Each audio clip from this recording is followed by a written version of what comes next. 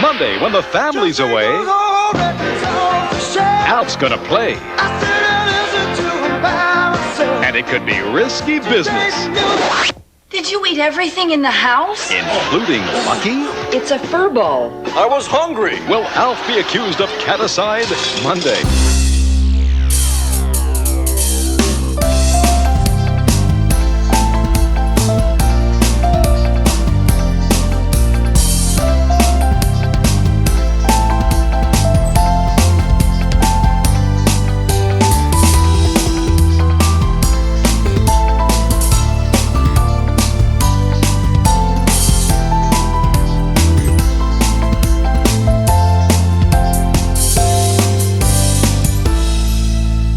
Wherever you are, and welcome to ALFsplaining with me, Ben Baker. And me, John Matthews. And this is very much the programme that always has cat endangerment very much firmly in mind.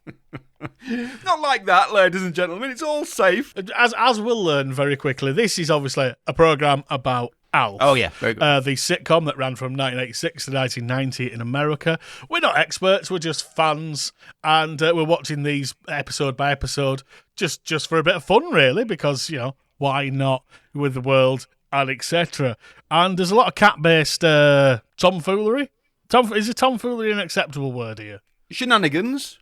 Shenanigans is probably a more suitable, isn't it? Because this is an episode. We'll get to that. We'll get to that. But it's called Looking for Lucky, which would give it away if you know who Lucky is, obviously. Mate, truth. But maybe you shouldn't. 3 episodes in. I don't know. I have the German DVDs of this, which I'm watching. Oh yeah. It seems to have been. Alf seems to have been released sporadically around the world in various unfortunate edits, and the German DVD box set's apparently the best one. But in Germany, this episode was known as Katzenjammer, which seems to be a much more sensible episode title. Well, as far as I'm aware, Katzenjammer is a headache, or a hangover, rather. A headache from a hangover. We use it. Because wails of discomfort, wailing cat sort of thing, you know. I think apparently it means lament of a cat. Yeah. And in Norway, apparently it's used to describe low-grade music and instrumentation, which in Germany would be called Katzenmusik, which is, wait for it, Go on.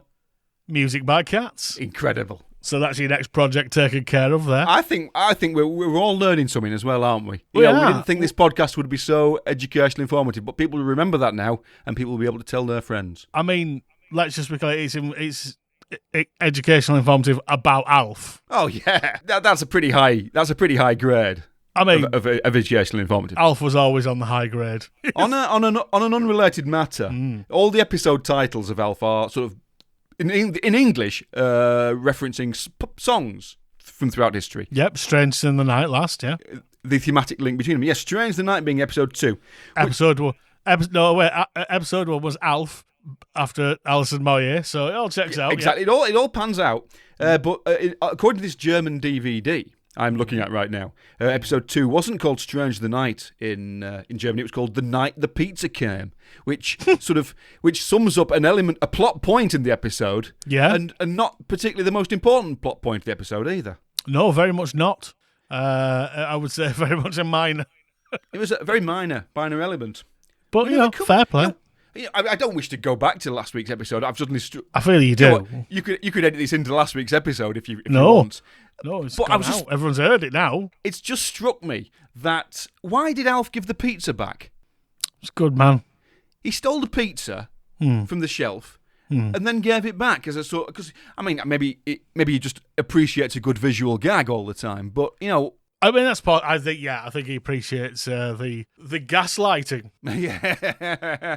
Well, we'll watch out for this. This is another thematic thing to look out for then as we watch these episodes. A thematic theme. A thematic theme, that's it, yes, is Alf gaslighting people. We have to have a counter on that one. I could tell you, Looking for Lucky was directed once again by the not at all comically named Peter Boners. Round of applause, please, for Peter Boners. He got 15.1 million, 23rd most watched of the week, so it's going up. It's going up, it's improving. Yeah, 2 more million than the previous week. The writers of this, Robert Bendenson, to give you an idea of his quality, he says on Wikipedia he's written for a number of TV series, including Alf, Home Improvement, and 2 episodes of The Simpsons. Season 12, Simpsons Tall Tales, the Connie Appleseed parody, which, as I recall, is bloody awful. Yeah. And Season 13's Blame It on Lisa, which I cannot even remember. No, seasons 12 and 13 of The Simpsons were very much in that hit and miss era, rather than being the later miss era and the earlier hit era. It was a transitional phase for The Simpsons. And indeed for the Bennetsons, as apparently Bob Bennetson, Robert, if you don't know him personally, was a supervising producer on Coach, leaving after its 5th season to become co-producer on Home Improvement. Well, he wrote and directed the as-yet unreleased film Big Bug Man, which contains the final performance of Marlon Brando. Big Bug Man? Well, I never. Yep. So there you go. And Howard Bendenson did much of the same, but he also worked on Space Cats, which was Paul Fusco's thing after Alf. Oh, yes, that's something I keep meaning to look into, but I haven't yet, so... Yeah. Good. Yeah. Good. Yeah, so facts and information. None of it about Alf. No, we've gone a long way into this so far, and we haven't even mentioned Alf, so... It was worth saying, Alf gets a cold open. I mean, I wish they'd make their mind up. There were no cold open last time, cold open before that. Yeah. But we have a lovely opening scene, don't we? With some excellent cat acting. I don't know how they managed to do it. I'm assuming it was drugs, but the cat is outstanding. Yeah, well, yeah. Alf is hypnotising Lucky, the house cat, and he does sort of do a sort of I am sleepy, I am drifting off kind of face. And it's like, I don't want to know how they got that. It was either drugs and a piece of string that a stagehand pulled off screen to get the cat fall over, or they were there for 10 hours just waiting for the cat to fall asleep before they could start the episode. I suspect the former, because the 80s. Nice bit of banter. Alf and Willie up front. This is my top Willie moment of the episode. Again, Okay. Not a lot of Willie. I don't want to come in with my top Willie too soon.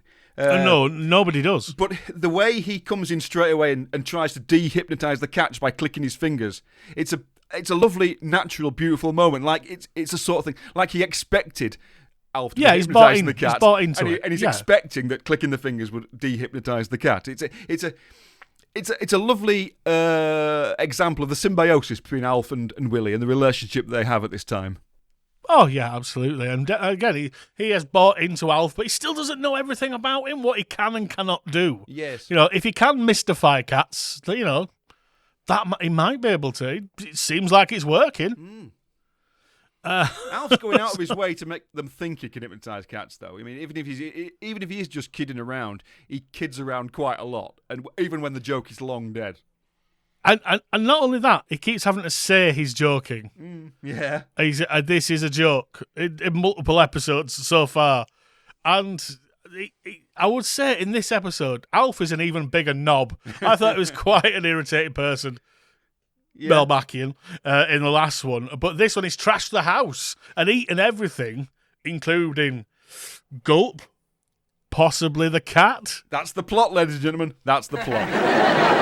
How can one alien be so irresponsible? I wasn't irresponsible. I was hungry. Did you eat everything in the house? Oh, I don't think so. Oh, wait a minute. Here's something. Who wants a cookie? I do. I'll split it with you. And the family blame him straight away for eating the cat. Fair enough, because he's kept saying he's going to eat the cat. So yes, that's and Alf getting Alf getting a bit indignant about it. He doesn't need to. He should realise what he's done. No, he says he makes a lot of "I eat cats" jokes, especially after the thing he's eating the cat. Like at that point, he doesn't go, "No, this is the time for seriousness." He doesn't. Yeah. But you say he's trashed the house. He's basically moved some cushions and wonked some pictures around, really. Yes, and I'm not entirely sure how. Or why. Oh, why? It's the eating stuff, yeah, it's understood. And we are told he does have multiple stomachs. Yes, we learned that. There's a lovely line from Alf where they ask if he's eating the cat food. He says, I draw the line at intestinal byproducts, which is another great line you wouldn't normally get in a mainstream sitcom in 1986. No, I can't imagine Cousin Balky saying it. Or who's the boss? Whoever, I don't know. I don't know who's in that. But we get to what I would consider the most impenetrable pop culture reference of the week early in this week's one. And that is a reference. Well, there's two sort of ones. Yeah. It after the credits, it comes in with Alf doing the old-time rock and roll thing, which I know as a parody of Risky Business with Tom Cruise. Yes. Which I've never seen, right? But I reckon I've seen 50 parodies of. Yes. Sliding in on his socks with just a shirt and a loose tie to that song. Was this the first Risky Business parody? I mean, it's 3 years, I think, since Risky Business came out at this point. Yeah, pretty early. It's pretty early. But it's also... It must be at a point where they go, people will get this. But Tom Cruise is also in his ascendancy at this point, isn't he, with Top Gun and stuff? So, yeah, it might be in people's minds. Yeah, but it's then Alf starts talking about something he saw on Merv. Yes. And that is, I think that tips it for me as the most impenetrable. I put these both down. Risky Business ? Merv. Is it Merv Griffin we're talking about here? It is the Merv Griffin Show, which was a very long-running American talk show with several series from 1962 to 1986 on various channels. Right. So it just finished because he does actually make reference to him. He's not on the air anymore, but presumably he probably was when they wrote the joke. Please welcome a TV legend, Mr. Merv Griffin. How are you, my friend? Hello. I'm honored.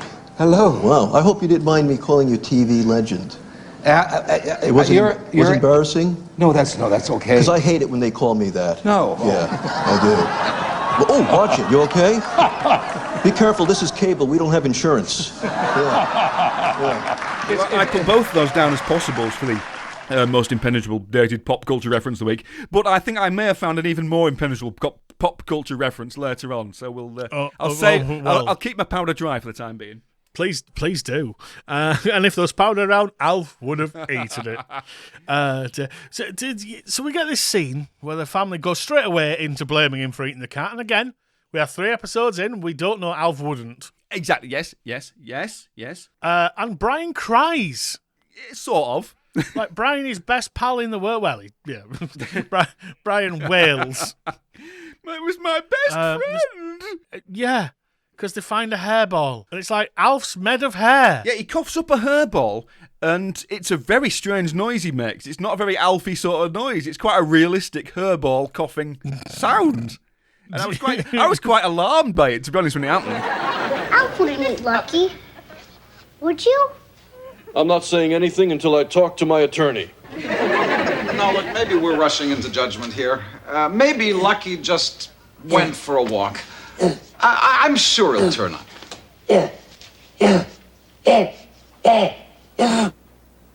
It's a fur ball. Lucky? Don't look. Hey, this isn't Lucky. I was licking some Jell-O off my arms, and I swallowed hair. Yeah, I feel someone should have checked in on him, just in case afterwards. Yeah, so the point is, Alf coughs up a hairball, and Brian starts crying, and the house is in chaos. Lucky's missing. Everybody thinks Alf's eaten the cat. We don't know Alf hasn't eaten the cat, but from the evidence of his behaviour, he could well have eaten the cat.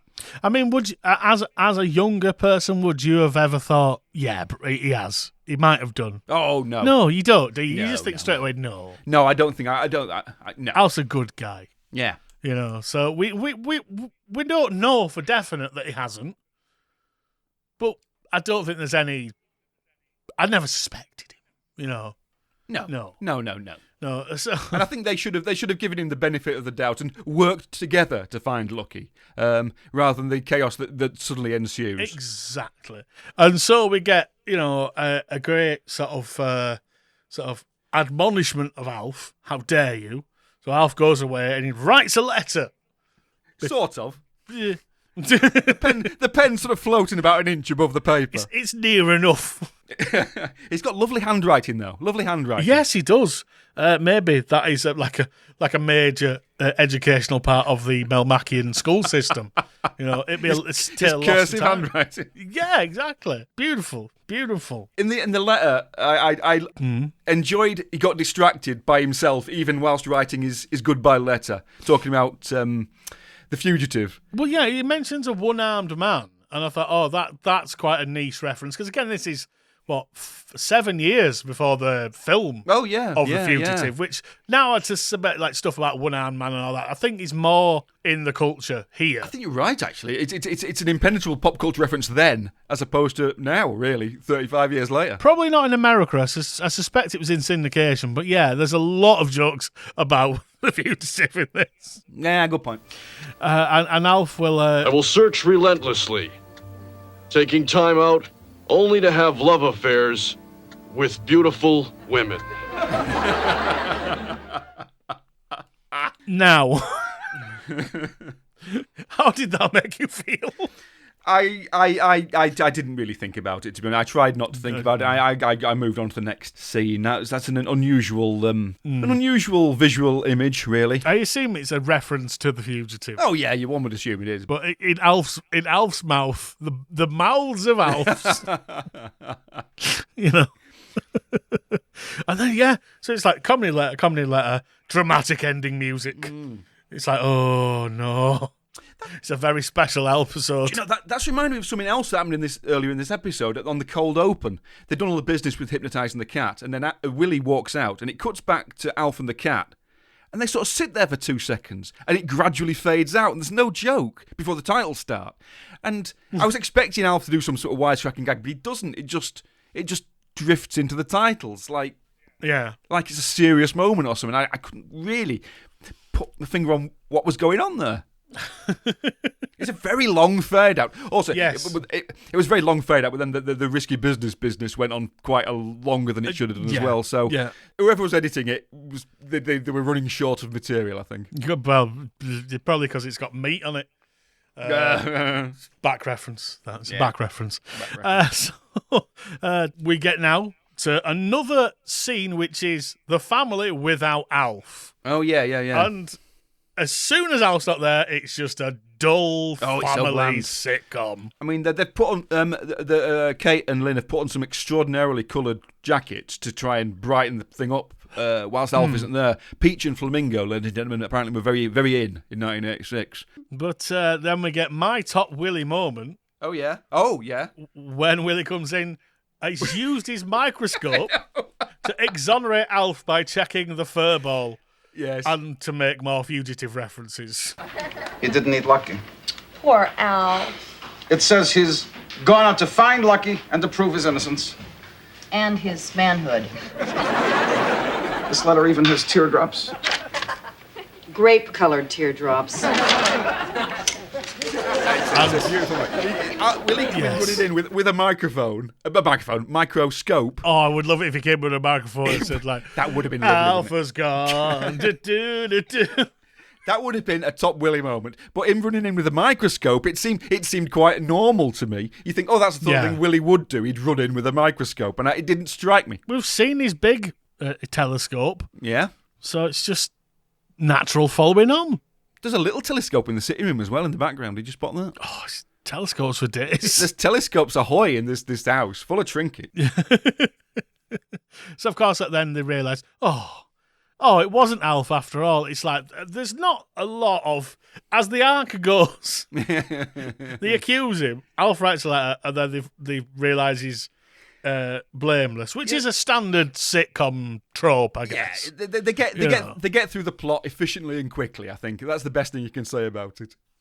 Yeah, especially when you spend 2 minutes on a risky business parody. I say parody. That implies... Homage? Pastiche? It's literally just him doing the thing. Yeah, pretty much. So Alf does go out and about, which is, of course, dangerous for Alf, into the real world. Yes, the first on-location scenes, I believe. And his first on-location scene is next to some bins. Because he's looking for Lucky, and obviously Lucky would love some bins. Yep, he's talking to another cat, trying to find out Lucky's location. He's doing all the right things. He's doing the right things, basically. He is. Although, he's looking in a window, and it's the creepy costume version again with the short person. Yeah. And it's a bit... I don't like It's it. unnerving, yeah. If you saw that at the window, you'd kick its head. Well, this is the... And then the man from the pound turns up and Yes. captures Alf, thinking he's a dog. Now, it strikes me then that if the man from the pound thinks Alf is a dog, then Alf could easily pretend to be a dog for the rest of the series, and he wouldn't get caught by whoever he's hiding from, i.e. the government. That's not unreasonable at all. If everybody's going, oh, look, there's a dog, then you know what? Everything's fine. Just Alf comes out with us. Just bark a couple of times, Alf, and it'll be all right. Yeah. It's a Mel Mackey Dachshund or something, like... Yeah, fine. We don't need more. But yeah, this is the thing. So Alf gets taken to animal control, and there's loads of real dogs in there, so it made me very sad. Yes, it was a bit sad, wasn't it? A bit depressing. And it's just lots of animals, and Alf going, "What are you in here for?" Yeah, he does a great bit of... He's allowed to do a great bit of prison business, his prison gags and stuff. Bants, so that's all. yeah. Priz bants. He does that. That's excellent, yeah. And then a horrendous child comes in. What did I say? Yes, are we doing Mel Mac's Very Perfection now? Because I put her as my...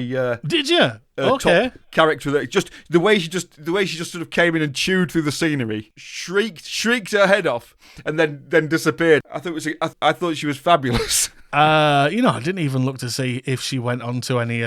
Well, I did. Oh! And I've done this is my weekly research, ladies and gentlemen. Her name is Carrie Lorraine.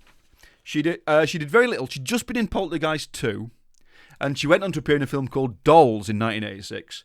And then, seemingly packing it in, she continued her education as normal, and eventually becoming a criminal defence attorney. Nice. Now, the only interesting thing about Dolls is that it has Bunty Bailey in it, i.e., the woman from that Aha video. Oh, okay. Tonight, in this storm, in this house, you will discover something you've never been afraid of before. They're alive, aren't they?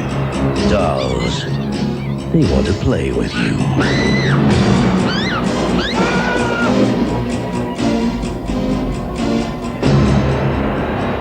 Dolls. Pleasant dreams. The director of it had done Reanimator, and he went on to write Honey, I Shrunk the Kids. Oh, I know, yeah, because there's controversy about the guy who did Reanimator. They wouldn't let him direct it.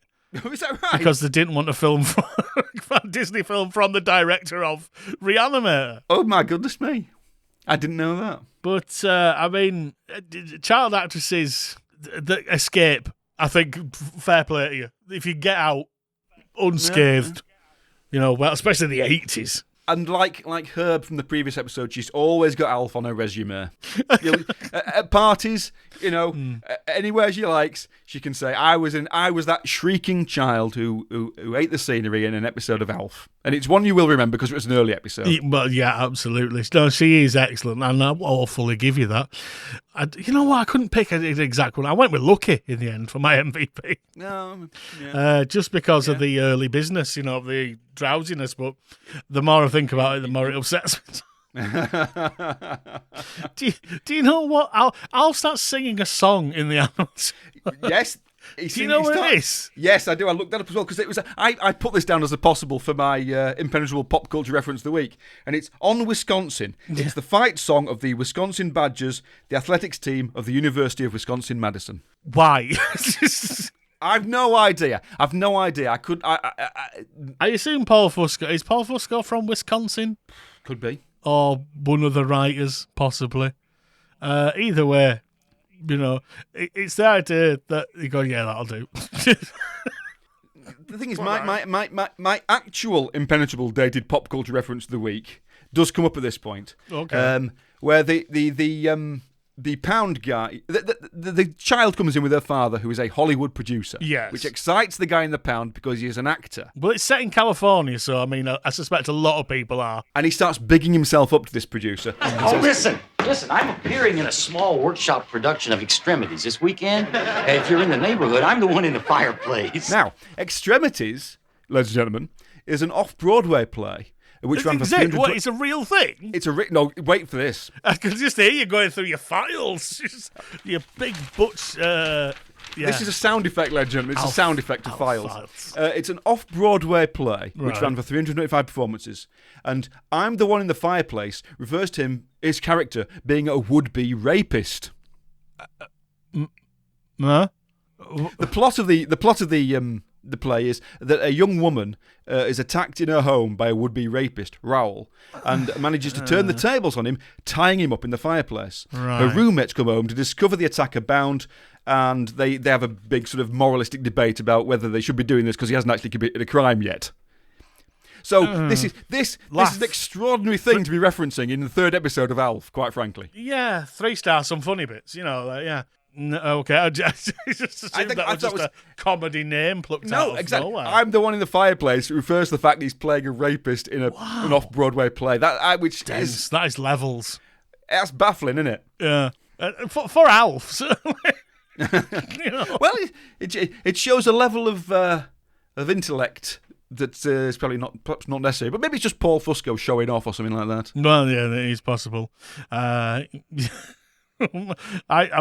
thrown almost, but then again, it's we know what's going to happen at this point. Yeah. Lucky's been brought into the shelter. We think, yes, and Alf makes a break for it. And then they do a little sort of. They could have had a lovely chase scene there, sort of a Benny Hill style chase scene as they all run out after each other. No, because it would have involved the short person in the costumes, little legs again. It would have been weird. The way they exit the annual pound, I'm thinking they filmed a chase sequence and didn't use it. You think? Yeah. We'll have to check the Alf boards, aren't we? After for hidden law, and then Alf gets back up, and goes, "Hey, look, it's Lucky. I brought it back," and then it turns out it wasn't Lucky after all. No. And it was all for naught because Lucky had been in Mrs. O'Monach's basement. The prick. Yeah. It's clearly the same cat. Yeah, just a bit more dishevelled. So they say, "Oh, now we've got 2 cats," and then Alf goes, "Well, I'll do a big old eat of this one, don't you?" And we don't know if he does eat the cat, do we? Oh no, that's because it. we're then left to a post episode scene where he's feeding Lucky ice cream. Yes, and rather sinisterly saying, "I could do out to you right now. No one would touch me for it." It's like double jeopardy. I tell you what, another thing I made on my notes here. He refers to himself as the old Alpha. He does. For I think the second time in these past couple of episodes. So he's already he's very satisfied with his nickname. He's very settled into his even role. though we've established it's not his name. It's not his name, ladies and gentlemen. No. But he's going with it. And he seems very happy to be Alf. I mean, I suspect it's like the episode of Only Fools and Horses where they bring back someone accidentally and call him Gary because Gary's the only word he can say. For a reason we never find out, by the way, because this is the point where John Sullivan's given up. Like you can imagine that there's time we haven't seen on screen. He's been saying a lot. Oh yeah, it's Gordon. And they just keep going. Yeah, so Alf, how are we doing? It's like, yeah, all right, yeah, I'm Alf. Yeah, I'm Alf. I'm Alf now. Okay, yeah, fine. He's just given in, really, hasn't he? He has. We all. But we'll always have Alfs. Yeah. So I would say an odd episode. It sets up Alf's personality a bit, the cat eating business. I guess, but I mean, we'd already established that. Maybe this is they had to put it in early to go to the kids. No, it won't. Could be, yeah. But it won't. Actually, yeah, could be. Sort of hiding the violence. Hiding the violence. Yeah. The cat-based endangerment. Hiding the violence. The true story of Alf. Oh, did they ever do a true life movie about Alf? Did they do one about Willie going off the rails? Or if it's just... Let's look into it. We could do a very... We will, in a future episode. We could do a very special episode. Max Wright's Troubles. Mental decline. He's dead, isn't he? He's dead, isn't he? Yeah, long dead. Yeah, that's all right. So, just checking. I don't want him writing in. Because, obviously he'll start making references about a one-armed man. Back reference to a back reference. Oh, dear. There is one more thing about this episode, though. We don't get the closing theme music. We get Bob Seger again. As if we hadn't had enough risky business earlier on. The end credits are another broadcast of old-time rock and roll. And that's the thing now. It's like references could live longer, and not be completely dated. Like now, whatever's a meme today will be forgotten next week. Yeah. The world moves on, but you can go, hey, remember that film from 3 years ago? And people go, yes, and it is hilarious what you are doing right now on my screen. Maybe Alf can revive the career of Bob Seger or Bob Saget. Not that one. Probably. Are they both dead? I don't know. I'm bailing. I don't have this information at my fingertips. I refuse. So, until next time, Well, no, wherever wait, you are. Stop. There's one interesting thing I've just remembered about this episode. You can't. I've locked off the door for memories. I'll do this as a pause, and you can decide whether we keep it in the episode, and then I'll do a pause. No. With all of this is going in. Because it's hilarious. I thought, are they talking about Merv Griffin? And I looked up Merv Griffin, and look at him. Please, that's sorry. I'm trampling on your That's research. beneath you, and that's too lowbrow for what is a high. It's very beneath him. This is a high class podcast, quite frankly, and that level of. Sorry. Yeah. Merv Griffin made an album in 1966 with Arthur Treacher, whoever he was, called "Songs of the British Music Hall." And it was called Half and Half, i.e. half and half, but with no H's, i.e. Alf and Alf. I thought that was quite interesting. Not interesting enough to derail your end of the episode. No, it was because you've reminded me that Arthur Treacher he was a sidekick to Merv Griffin. Oh, is that right? British fella. And there are several branches in America of Arthur Treacher's Fish and Chips. Is there really? Yes, there is. Well, this is... I'm glad, and that's the true ending. That's the true fable moral of this episode. Perfect. Purr like a cat. Yeah. Perfect. Bye.